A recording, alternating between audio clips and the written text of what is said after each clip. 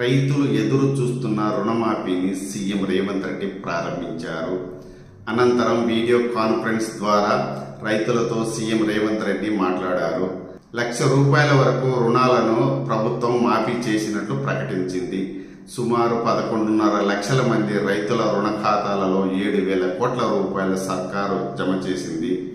దీంతో రాష్ట్ర వ్యాప్తంగా లబ్ధిదారులు రైతు వేదికల వద్ద సంబరాలు చేసుకుంటున్నారు. ఈ నెల ఆఖరుకు 1,50,000, ఆగస్టు 15 నాటికి 2 లక్షల వరకు రుణ బకాయిలను రైతుల తరపున ప్రభుత్వం బ్యాంకులకు చెల్లించేలా ప్రణాళిక చేసింది. భూమి పాస్బుక్ ఆధారంగా రుణమాఫీ ఉంటుందని, కుటుంబాన్ని నిర్ధారించేందుకే రేషన్ కార్డులు ప్రామాణికంగా తీసుకుంటున్నామని ముఖ్యమంత్రి రేవంత్ రెడ్డి తెలిపారు. రేషన్ కార్డులు లేని వారికి కూడా రుణమాఫీ చేయనున్నట్లు ముఖ్యమంత్రి రేవంత్ రెడ్డి తెలిపారు.